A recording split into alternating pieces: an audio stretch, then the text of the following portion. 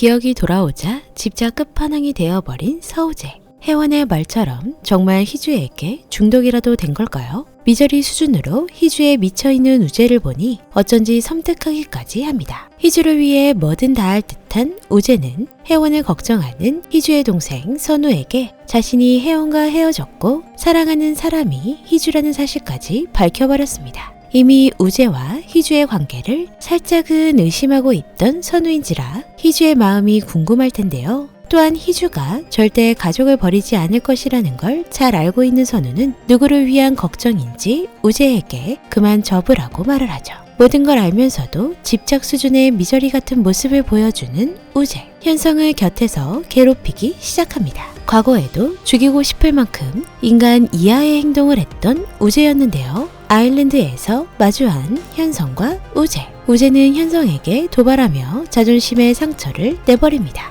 결국 현성은 차로 우재를 쳐버렸는데요. 그렇게 기억을 잃었던 우재. 이 기억도 돌아온 걸까요? 하필 왜 우재는 희주와 사랑했던 기억만 돌아온 것일까요? 희주에게 처절하게 버림받았던 기억, 또한 여권까지 가지고 도망갔던 희주에 대한 기억은 왜 모두 아직도 돌아오지 않은 걸까요? 충격도 충격이지만 어쩌면 자신에게 기회를 주지 않고 그냥 떠나버린 희주가 원망스럽지만 여전히 사랑하는 마음이 크기 때문일 것 같습니다. 그리고 그동안 가장 의문이었던 호수의 진짜 아빠 정체도 밝혀졌는데요. 바로 비상강의 내피셜대로 현성이었습니다. 희주는 현성의 아들이라는 것을 알면서도 살짝 아리송했었는데요. 이거야말로 정말 기가 막힐 노릇이네요. 너무도 자신있게 현성의 아이일 것이라 예상만 가지고 그동안 그런 시어머니 곁에 호수를 뒀다는 게 대단한 멘탈 같습니다. 이제는 가정이 있는 희주는 끝도 없이 들이대는 우재를 밀어내야 하는 것만 남아있는데요. 기억이 돌아오면 복수라도 할 줄 알았더니 오히려 희주 처돌이가 되어버린 우재.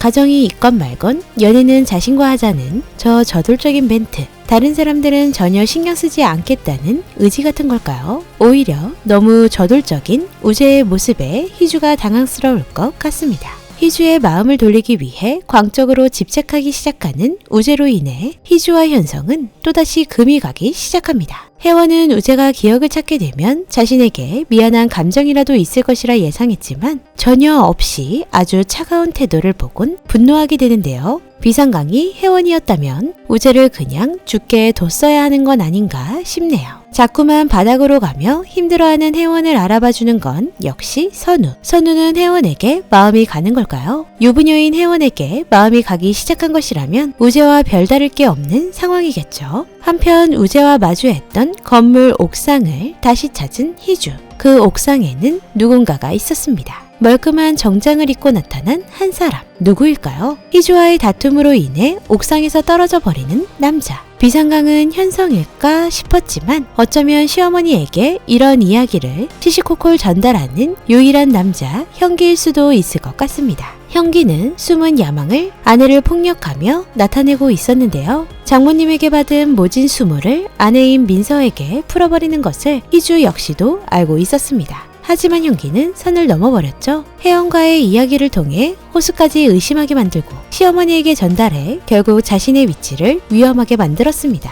드라마 너를 닮은 사람들을 보면서 참 많은 악인들이 나오는구나 싶었는데요. 비밀을 숨기며 살아가는 사람들인지라 어떤 악행을 저질렀는지 풀이하며 보는 재미가 쏠쏠합니다. 혜원은 희주와 우재의 배신으로 인해 점점 망가져가는 괴물이 되어버렸고 착해 보이기만 하던 선우는 과거 사고로 인해 자신을 괴롭히며 쫓아다니는 옥수가 붙어버렸고 현성은 아내 바보로 살아가다 아내의 외도를 알게 되며 스스로 무너져 내린 괴물이 되고 있습니다. 그리고 기억을 잃고 착한 척하던 우재는 사실 제일 악인처럼 보이는데요. 기억이 돌아오는 순간 혜원에게는 어른보다도 차갑게 대하는 것은 물론 남편이 있는 희주에게 연애만 자신과 하자며 모든 걸 걸고 매달린 채 현성을 괴물로 만들기 시작했습니다. 또한 가정폭력을 행사 중인 형기는 이미 못된 놈인 걸 알고 있었지만 기회만 보면 어떻게든 줄타기를 시도하는 모습을 보며 희주와 아내에게 자격지심이 있는 몹쓸 놈처럼 보여집니다.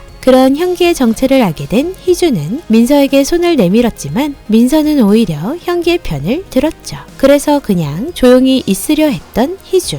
하지만 자신을 건드렸을 때는 이야기가 달라지겠죠? 호수의 진짜 아빠를 찾아내려던 영선으로 인해 위기가 찾아왔던 희주는 형기가 뒤에서 모든 걸 가져다 불었을 것이라는 걸 알고 있었을 것입니다. 이야기를 하기 위해 찾아갔던 공사장. 추락 위험이라는 말이 무색할 정도로 희주의 힘에 의해 넘어가는 남자. 고의적 사고는 아니었겠지만 우발적으로 희주는 형기를 그대로 두면 안 된다고 생각했을 수도 있을 것 같네요. 그리고 우재는 희주를 괴롭히는 사람을 모두 죽이겠다고 말을 합니다. 얘는 좀 오버스럽지 않나요? 지혜도 아닌데 지혜라고 우기질 않나. 본인 버리고 남편에게 돌아간 희주에게 지금도 자기랑 바람을 피자고 꼬시질 않나. 그냥 딱 제비의 기질이 다분해 보입니다. 드라마 너를 닮은 사람에서 남편과 가족들을 두고 바람핀 희주도 미친년이지만 모든 걸 알면서도 미쳐 날뛰는 우재 역시도 제대로 중독자 같아 보입니다. 중독을 넘어서 집착으로 가고 있는 희주빠